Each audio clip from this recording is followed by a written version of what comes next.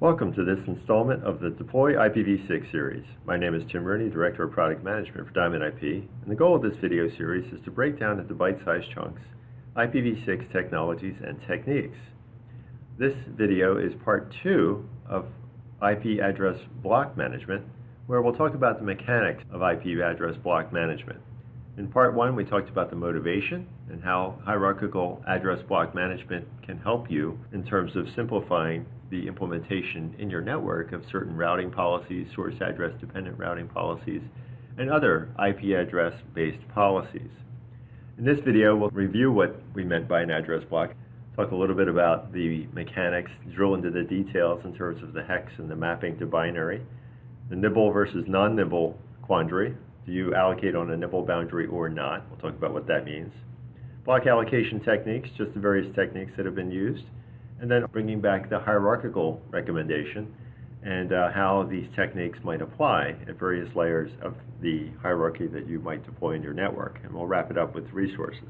We talked in video part 1 of a hierarchical multi-layer allocation, which helps to optimize routing tables. We went from 10 entries down to 1, for example. Also helps to optimize source address dependent routing policies. And it also enables scoped application of other IP address based policies. Now, using a nibble-based approach, and again, a nibble is a set of 4 bits within your IPv6 address, a multiple of 4, we end up with our max hierarchy layers of a round down of a subnet prefix length minus the ISP prefix length divided by 4, and in the case of a /48, that would be 4. So that's just really the number of layers that you have to play with in terms of your address block management if you're assuming you're allocating on the recommended nibble-based approach. And again, it's important to track your address block allocations to make sure you don't have any erroneous assignments or things that don't fall correctly within the hierarchy. Now, the scope of our IP address blocks, if we look at the structure of an IP address, we see that there's a global routing prefix field followed by a subnet field and an interface identifier, and this is in the IPv6 world. And the prefix is defined as n bits, the subnet m bits, and the interface identifier 128 minus the sum of those two quantities. So for the global unicast address space that's been allocated thus far by the IETF and IANA, the interface identifier is specified as being 64 bits. So the n bits that you get from your ISP, the prefix that is assigned, basically leaves you with 64 minus n bits as your subnet field, which is really the scope of what we'll be discussing here. That's really the bits that you have to control in terms of the address blocks from the prefix you get from your ISP on down to the subnet level. And then within each subnet, of course, individual address assignment can occur using SLAAC or DHCP or manual methods. So let's take now a deeper dive into the bit level look at an IPv6 address. So here we see our 2001 DB8 1A/48. So what I've done here is I've got the bit level representation of each of these hex digits, and I've kind of boxed them into 4 groupings of 4, which is a nibble, and that represents a hex digit. So you have 4 bits per nibble, and you see that I've got the first 48 bits highlighted in blue.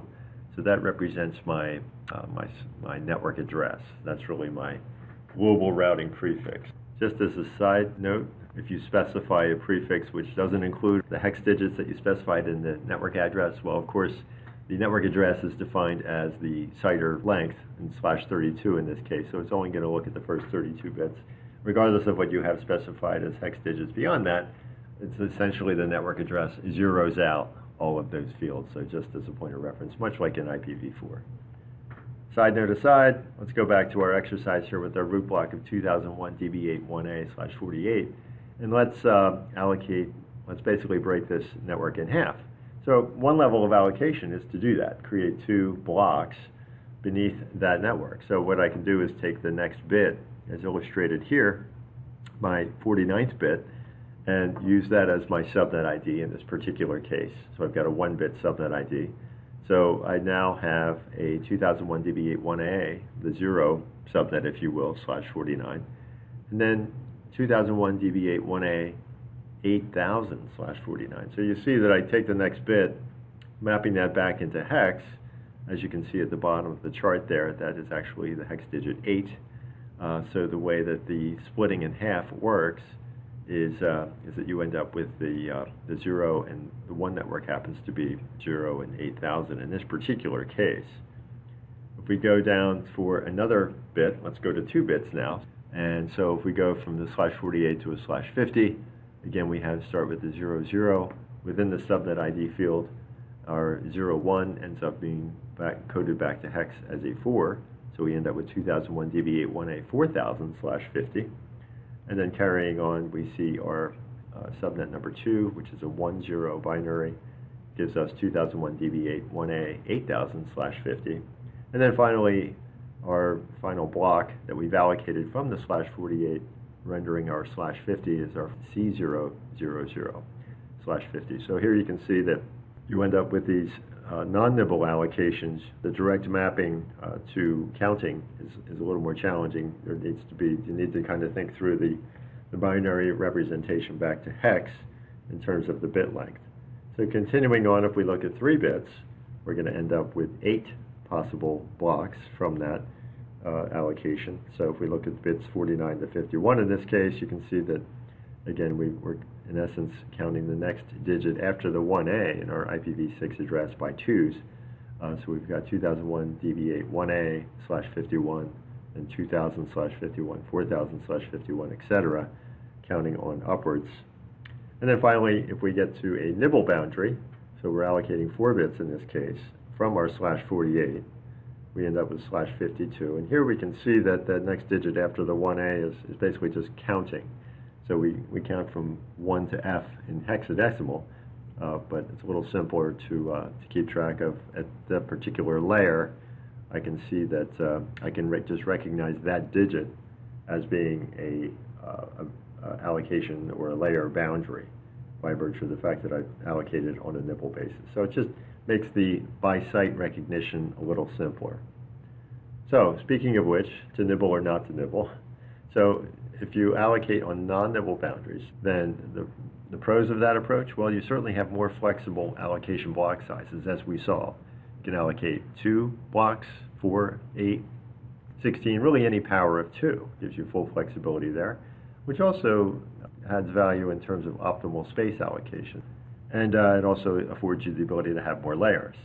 So that's certainly one trade-off, an advantage, that if you do need more layers, then if your ISP is only giving you a /60, for example, and you've only got 4 bits to work with, well, then you're pretty much, if you want to go with more than 1 layer, you're going to need to use non-nibble boundaries. The cons to this approach, well, it's not as intuitive to allocate, as we saw, using the allocation of 1, 2, or 3 bits, as opposed to our nibble boundary. The counting of the recognition of a particular digit that followed that prefix was not necessarily indicative of which block it belongs to. So it just created some ambiguity there, whereas the nibble boundary, you could easily see that the digit 1 after the 1A, well, that's 1 block, the 2 is another block, the 3, etc. It was simpler to view by sight. And then it also creates some challenging issues with respect to reverse DNS. Now, if you allocate on nibble boundaries, well, you have the converse. So the pros are it's more intuitive, as we've said. You can select the next 1 to n hex digits and kind of allocate whether 4, 8, 12, or 16, etc. number of bits. It's easier to encode layers by hex digit. So you can just look at the hex digit and see what layer it is, for example. It's easier IP6.ARPA zone management. On the con side, again, you're limited to the number of layers to your subnet ID length, which also creates a limitation on the flexibility in terms of the sizes. So allocating 1 nibble gives you 16 subblocks. Allocating 2 nibbles gives you 256. 3 would give you 4096, and so on. So you can see that as you're kind of constrained to those sizes of your sub-allocations. And of course, that also leads to suboptimal utilization. In terms of the DNS IP6 ARPA delegation implication, so if let's say I take a non-nibble allocation from my /52, going to a /54. So I allocate my 2001 DB84AF0/52 into the corresponding 4/54 networks. Now, what I have to do if I want to delegate these from a DNS perspective, I have to set up, much like the RFC 2317 for IPv4, we've got to basically define each of these sub-blocks and then have pointers to each corresponding digit. So for the first one, the 0/54, that's the top network there. I need to enumerate 0, 1, 2, and 3, define a CNAME for that in order to point it to another zone, basically, which that zone can then be administered by another administrator. So you need to set up this intermediate translation zone for your root network, basically your /52, in order to relegate out the delegation of the corresponding subzone that to point to for each of the corresponding subzones. So if it was a /55 that I wanted to allocate out of this, instead of having 4 chunks of this, I would basically end up with 8 of those. So again, it just becomes a little more complicated versus with the nibble boundary. I've just got my one zone. I don't need to do all these CNAME pointers to other subzones for the delegation. If you're not delegating, it's not really an issue as long as you're comfortable having all of that sub-block information in the parent block mapped to the IP6 ARPA zones. Now, we talked about the monotonic allocation process in part 1, and this again is really just looking at allocating your address space, counting from the first subnet on up. Now, not necessarily taking /64s out of a /48. In this case, we're going to take /56s, for example. Monotonic provides a simple way to allocate, well, let's say, our /56s, and we're going to use those next 2 nibbles, basically. And as you can see, the subnet bits, I start with the 0 subnet, go to 1, go to 2, and then basically just count on up so that I end up, again, you can easily see how I'm counting in that those 2 digits after the 1A. I'm counting from 00 to FF, basically giving me 256 /56s in that /48. So it's relatively simple, easy to identify the next block, easily predictable as well from the downside. So from a security perspective, people who are trying to perhaps surveil your network could just start at the low end of the block allocation if they know that, and try to start scanning your network, as opposed to other techniques, as we'll talk about, which might make that more difficult. The second technique we'll talk about is sparse allocation. And again, we're going to allocate /56s from this /48. So let's say we start with the first block again, and as we allocate the second block, we end up counting, instead of incrementing 1 on the rightmost bit, we're actually going to increment at the leftmost bit. So we're kind of doing a mirror image of the subnet bits and counting that way. And what that gives us is a sub-allocation really pretty much in the middle of that initial allocation. So the goal here is really that if I did need to increase the size of an allocation for some reason, and this, might be for adding, for an ISP to add more space to a customer or more space to a given location, I can basically just increase the size of that allocation and basically, roll that into 2 56s into a 55 contiguously and preserve that one route in my routing table as opposed to allocating elsewhere. So the sparse allocation just gives you a way to spread out your allocations, and that way you have room for growth within each allocation should it need to grow. So this provides a little bit of a less predictable environment from a positive side. It's not quite as easy to identify the next block, although it's not that hard. So this is kind of a mid-range, somewhat secure, somewhat difficult though to implement, but not too hard on either count. Now on the random approach, we end up with let's say, again, we're going to allocate /56s from our /48. We now look at our subnet bits and basically define a random number. So each time I need to allocate a sub-block, I can define a random number between 1 and 256, for example, and code that into my subnet bits. And you end up seeing that you've got various, it's going to be different every time you do this. So you want to keep track of this for sure. and make sure you don't have assigned the same block twice. So it's certainly the least predictable from a security perspective. So it's more difficult for attackers to locate within that vast /48 where you might have address space, but it's certainly not as intuitive in terms of identifying the quote next block you want to allocate. You just have to go through that random number generation again, make sure it's not an existing defined block, so tracking is critical, and then assign that and also record that in your tracking, so again, it's not reused accidentally in the future. So you've got those basic allocation mechanisms. So our recommendations for allocating blocks: allocate hierarchically. Again, it can really makes things a little more complex because you've got layers and you've got to track per layer from a tracking perspective, but in terms of the ongoing day-to-day operations of your network, certainly simplifies routing tables, source address dependent routing, IP-based address policies, so that can definitely help your ongoing management at the expense of having a little more difficulty in tracking your IP space, but certainly a reasonably good IPAM tool that provides block management such as ours can certainly ease that process. Allocate on nibble boundaries. Again, that's our recommendation really for simplicity. So you've got the ability to recognize by site. You've got simpler reverse DNS setup. If you've got the space and the utilization's not a major concern in general, then that's the way to go. Define your maximum number of hierarchy layers using the, looking at your prefix from the ISP, subtracting that from 64, dividing by 4, and then setting that up.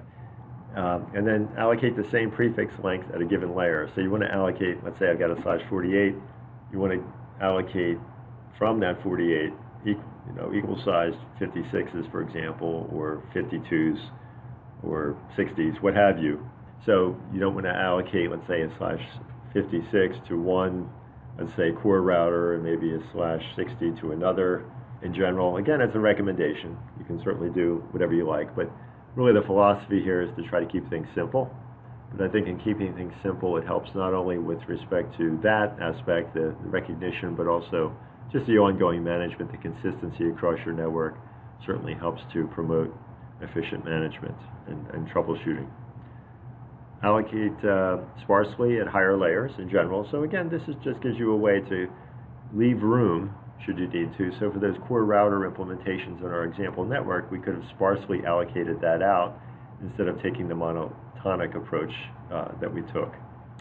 Allocate randomly at the subnet layer. So this is really to try to hide your subnet ID at the /64 layer to make it more difficult for attackers and snoopers to locate targets.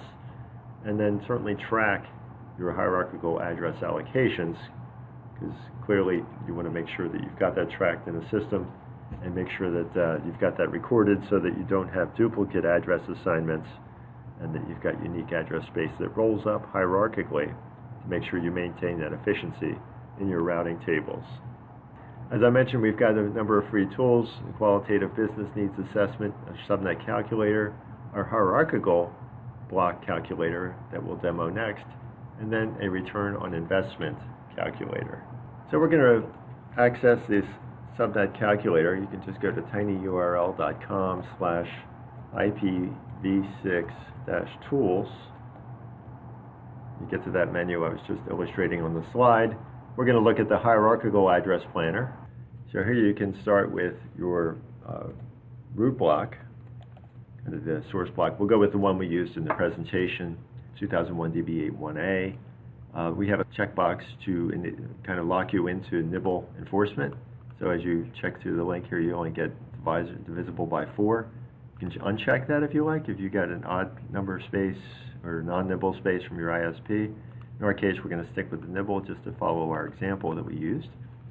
And if we have, we start with our /48 per our example. Let's add a layer here.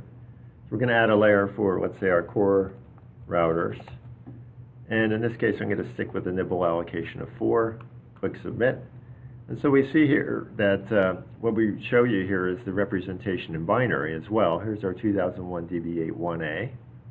And then our next 4 bits shown here is the 4A bits, color-coded to match what we've assigned here.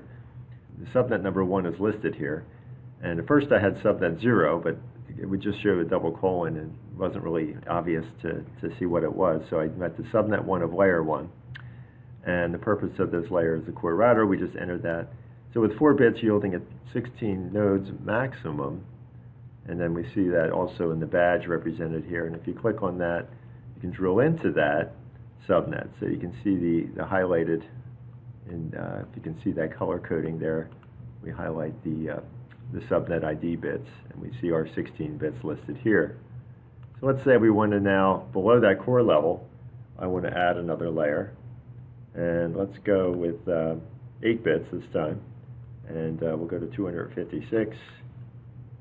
And you see now that I've also expanded our binary representation. Little spaces in there indicate the nibble boundary. So you can also see here that you've got the bits highlighted here. Here we got subnet 2 of layer 2. Again, just to illustrate, now there's these 256 blocks beneath each one of the 16 blocks at layer 1. So you've got really the expansion going on there, but also keeping track of that hierarchy is important as well. Again, if you drill into this, you see the highlighted bits for the subnet ID in this case for the block, and then we can page this down as well. You can go to the next, and there's just 2 pages here. So that's really how the subnet calculator works. Let's take another example just for grins here. Let's just do a non-nibble allocation, and let's go with, let's say, 9 bits. Submit that. And so we see here our wraparound here. We end up with 9 C bits here. And we see subnet 3 of layer 3. And you see how that maps out to 1.8. Now, would you be able to recognize this as a block address? Now notice I'm going beyond the /64, but again, this is just for illustrative purposes. You can actually go out to /128 if you like with this tool. But here we have 512 subnets. So you see how the non-nibble boundary does make the recognition. It goes from 0 to 8 in the farmost field. If you can, it just makes it harder to recognize that as a subnet. But again, you can page through this if you like. You can skip to the end, skip to the beginning. So just makes it simpler to navigate. So I invite you to access this tool. Again, at tinyurl.com/IPv6-tools, and click on the hierarchical address planner. I hope you find it useful, and thank you for watching this video.